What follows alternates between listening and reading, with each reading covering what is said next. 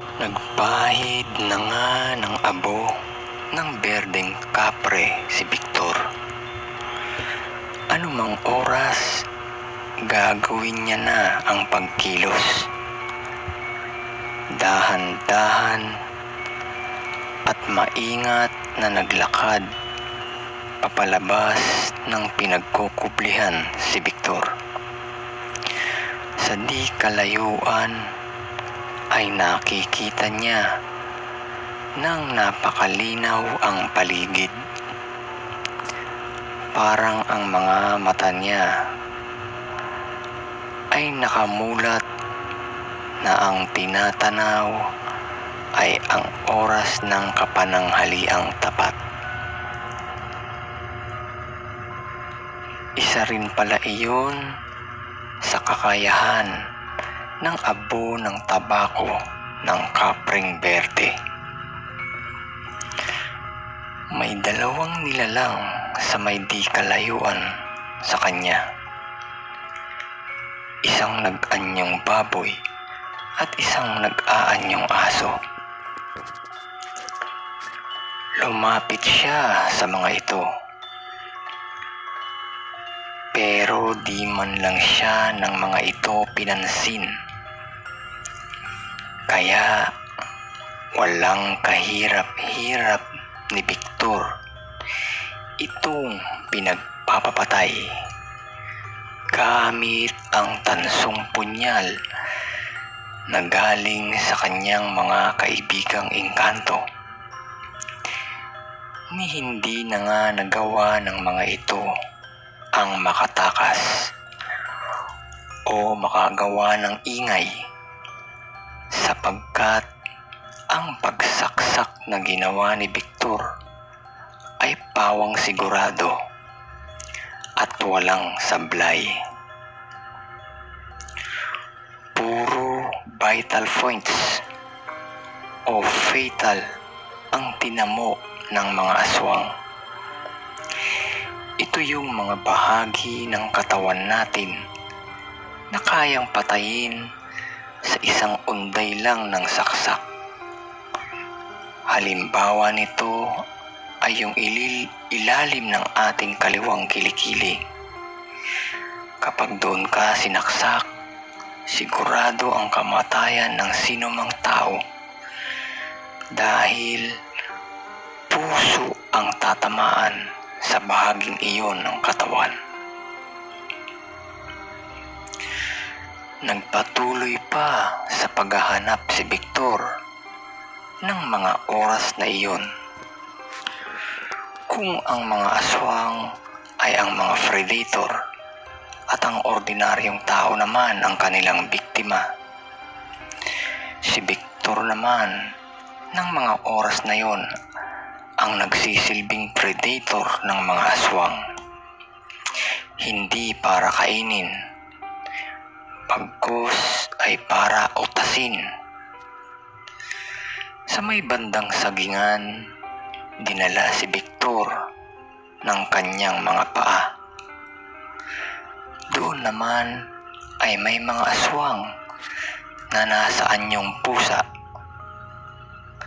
Dahan-dahan din itong nilapitan ni Victor at bago pa ito makalayo ay nahawakan na ito ni Victor sabay ng mabilisang pagsaksak. Halos mag-uumaga na nang matapos si Victor sa kanyang ginawang pagroronda. Hindi muna siya agad pumatay ng mga aswang sa mismong loob ng baryo. Pagkus ay yung mga nagsisipaglabas lamang ng baryo ang kanyang pinagpapapatay. Mabilis niya ring naitago ang katawan ng mga aswang na kanyang pinatay sa mga turong ibinigay sa kanya ng mga kaibigan niyang mga engkanto. Mag-aalas 5 na ng umaga nang makarinig ng mahihinang katok si Lolo Ben sa kanyang kubo. Galing ang katok sa likod bahay sa kusina. Hindi agad na pinagbuksan ni Lolo Ben si Victor, sapagkat meron silang lihim na password sa gagawing katok ni Victor para masigurado ni Lolo Ben na si Victor nga ang nasa labas na kumakatok. Nang araw ding iyon, nabalita sa buong lugar na iyon ang balitang may mga taga kabilang baryo ang mga nawawala. Usap-usapan sa lahat ng panig ng kanilang lugar ang mga nangyari. Lihim lamang ang naging mga pag-uusap ng mga tao, sapagkat ayaw nilang sila ang pag-initan ng mga taga kabilang baryo. May nagsabi na maraming mga nawawalang tao sa kabilang baryo. Ano yun? Sabat ng isa sa kanila.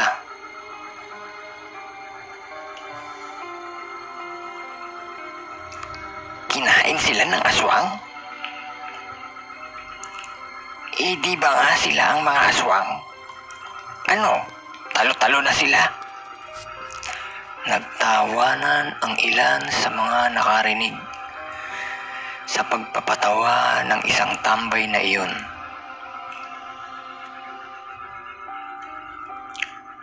Pero seryoso mga kanayon, ang mga tao sa kabilang baryo ay pawang mga galit, sapagkat hindi nila alam kung ano o sino ang may gawa ng mga pagkawala ng kanilang mga kamag-anak.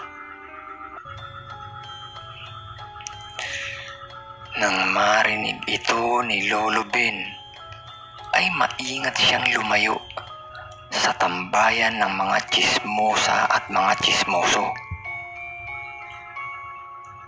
Makatapos niyang makuha ang pinamili at sukli sa tindahan, ay mabilis na siyang umuwi para ibalita kay Victor ang kanyang mga narinig.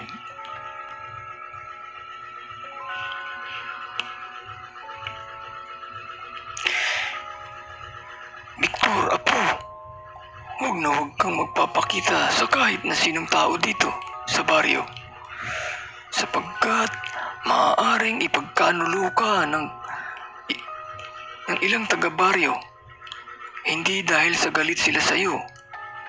Ang totoo niyan, natulungan mo pa nga kami. Ang kaso lang, apo, ang mga tao rito ay likas na mga tsismoso o tsismosa, mga mapaghatid dumapit ng mga balita, at baka iyon pa ang ikapahamak mo. Sige po, Lolo Ben. Mananatili na lamang po ako dito sa loob ng kubo.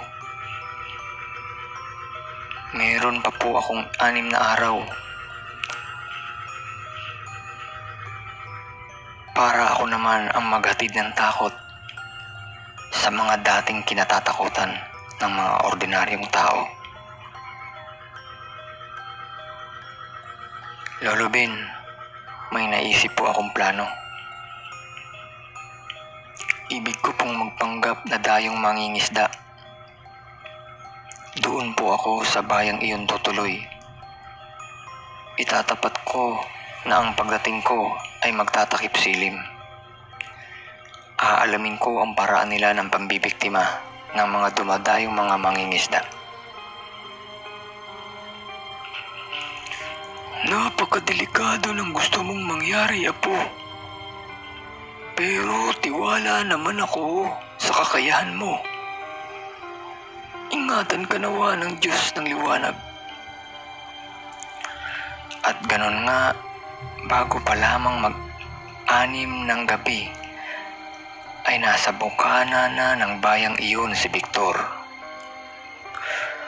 Suot ang kanyang damit na ibinabad sa tubig na may mga isda at pinatuyo sa araw, ay siguradong walang dudang mapagkakamalan siyang dayong mangingisda ng mga taga roon.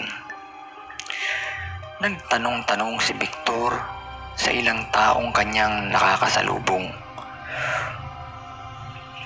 kung saan ba maaaring makituloy sa bayang iyon. Ang mga tao doon ay tinitignan siya mula ulo hanggang paa. Matatalim na para bang gusto kang kainin ng buhay. Hanggang may nagsabi sa kanyang, "Doon ka magtungo kay Kapitan. Siguradong matutulungan ka ng aming Kapitan ng Baryo. Lahat kasi ng mga estranghero o mga dayong tulad mo ay si Kapitan ang nag-aasikaso. Huwag kang mag-alala. Mabait ang aming Kapitan, nakasisiguro ako. Nakasisiguro akong mabibigyan ka niya ng kwartong maaari mong tuluyan." At sinamahan nga ng mga ito si Victor sa bahay ng kanilang tinatawag na kapitan. Isang matandang lalaki na nasa edad 70 ang kanyang nakaharap. Kinamayan siya nito matapos siya ay maipakilala ng taong nagdala sa kanya dito. Ang sabi pa ay, "Bukas ang aking tahanan sa katulad mong nangangailangan ng tulong. Marami na rin akong natulungang kagaya mo, Victor." Mababanaag ang pagngisi nito habang tinitignan si Victor habang naglalakad papasok ng kanyang bahay. Pinatuloy nga si Victor ng nagmamagandang loob na kapitan sa kanyang bahay. Ang ibinigay sa kanyang silid ay ang dulong kwarto sa ikalawang palapag. Yun ay ang kahuli-hulihang silid sa palapag na iyon. Dead end na. Walang fire exit dahil di pa uso noon ang mga ganon. Ang tangi mo lamang pwedeng takasan ay lumundag sa ikalawang palapag na iyon sa may bintana. Bago pa lamang pumasok si Victor sa loob ng bahay ng kapitan, ay masinsin niya na itong pinag-aaralan. Ang bawat bahagi ng bahay at ang mga pasikot-sikot dito, ang bawat kwarto at kung ilan ang bilang ng mga nakatira rito. Sa tansya niya ay nasa 6 lamang ang bilang ng mga nakatira sa nasabing bahay. Ang mag-asawang katulong at anak nitong dalaga at si kapitan at asawa nito kasama ang isang lalaking maitim at malaki na kung tumingin ay parang palaging kakain ng tao. Hindi rin ito nagsasalita. Siya ang utusan ng kapitan na nagsisilbing kanang kamay nito. Inihatid si Victor ng lalaking utusan ng kapitan sa kanyang silid. Pero bago siya inihatid nito, ay una nang tinanong ng kapitan kung ilang araw ba ang gagawin niyang pamamalagi roon sa kanilang baryo. Sumagot naman si Victor na sa malaot madali po, kapitan, ay baka umalis din po ako agad. Mahaba na po ang 3 araw. Tatlong araw ko na ilalagi sa inyong baryo. Maayos lamang po ng mga kasama ko ang makina ng aming pandayong bangka ay aalis na rin po ako kaagad.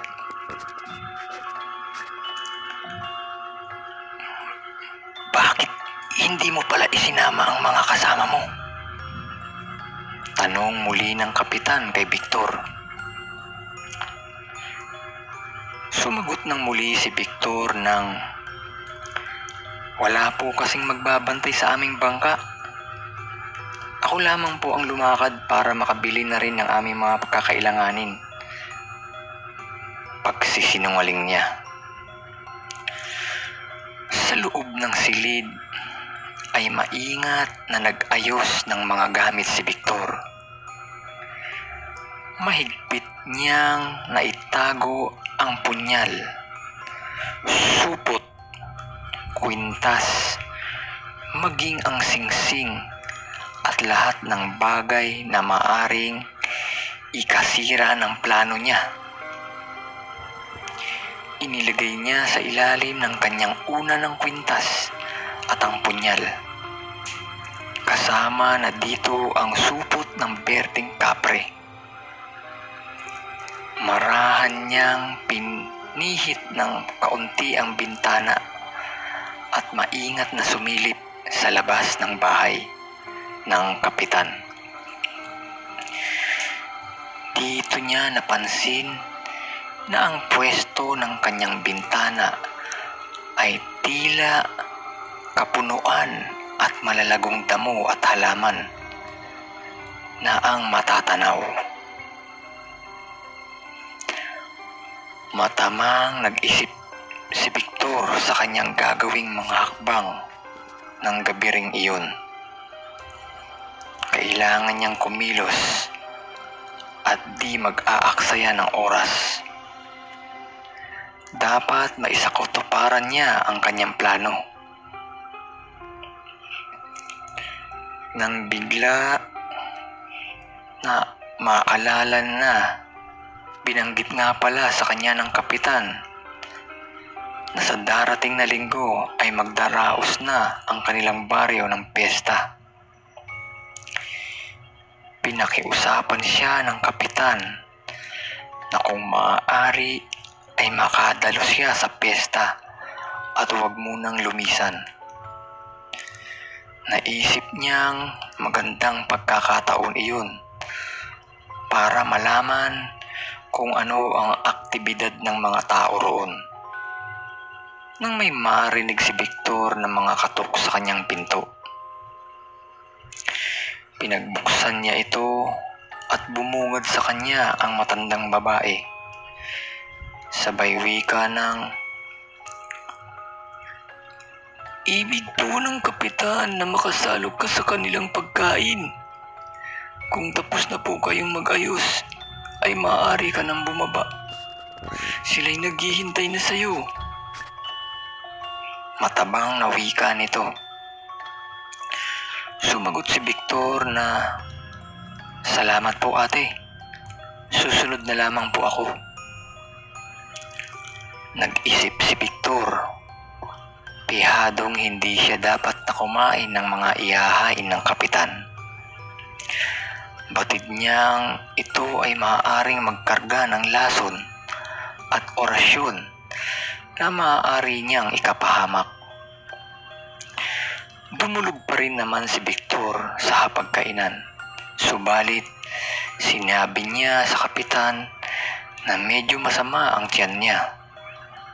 At kahit gustuhin niyang kumain, ay hindi rin ito tatanggapin ng kanyang sikmura.